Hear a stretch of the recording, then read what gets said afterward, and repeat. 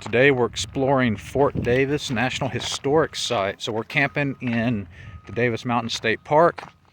Got a bit of a busy day, but we wanted to run down to the National Park site. We're working on our ranger badges right now, but walking around, this is a really neat place. Had never been here before. It's a long ways out here to the Davis Mountains and Fort Davis, but it's well worth the trip.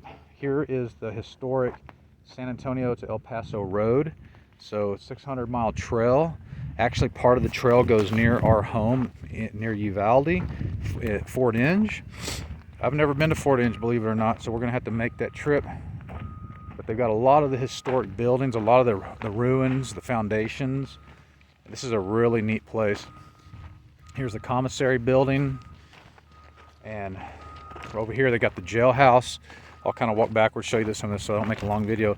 But they got the jail, they got all the living quarters on the back side of the fort there. They have the officers' quarters still intact. They have some of these buildings you can actually walk through, see some of the furniture and the cooking utensils and different things they used back in the day.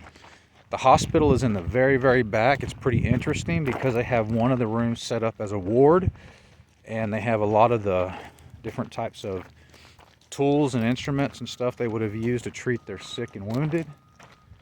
And then you have the Davis Mountain State Park here, and there's actually a hiking trail from the state park down to the fort. We didn't do that. We just drove around, and the reason is because once we finish up here, we've got an appointment up at the observatory. Hopefully the sun will come out from behind the clouds, because we have an appointment to do the sun gazing up there today. This is a really neat little place out here in West Texas. If you haven't been, I recommend coming. Plan to spend a couple of days so you can do everything that they have to do out here.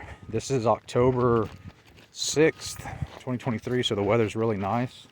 You can see we're wearing hoodies. It was actually pretty cold this morning when we woke up.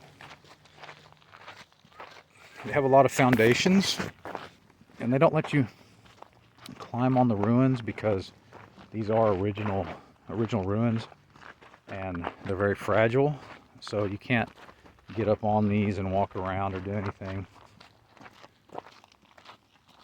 They play military music periodically while you're here, so they'll just go into some bugle sounding soundtrack that plays while you're here walking around. And I guess it's not really surprising, but there's not a lot of people here. There are some, but it's not overly crowded. National Park Pass work to get us in, but here's some more of the ruins. I'm not looking at the map. Ziggy has a map, so I don't know what these ruins are for. But your National Park Pass will get you in. And they have at the visitor center, they have a souvenir shop. They've got the junior ranger program. There's more ruins. Then the visitor center is right up here. And this is all the parade grounds. They got the flagpole out there in the center. Yeah, man, just a cool place. I've been wanting to come out here probably since last year. Wasn't real sure what was out here, so I didn't want to make a special trip out. But since we're on our way home, this was a good place to come and camp for a couple of nights since we weren't able to get reservations at Big Bend. This is the Enlisted Men's Barracks, the foundation. How cool is that? Lots of Buffalo Soldier history here. They say those were the soldiers that were stationed here.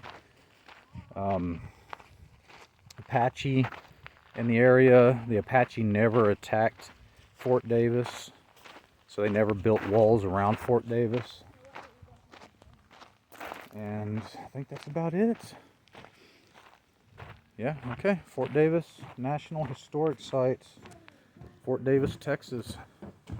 If you guys haven't been here, man, I'm telling you, you got to come check it out. It's a really neat little place to hang out and learn a little bit about some of this history of Texas.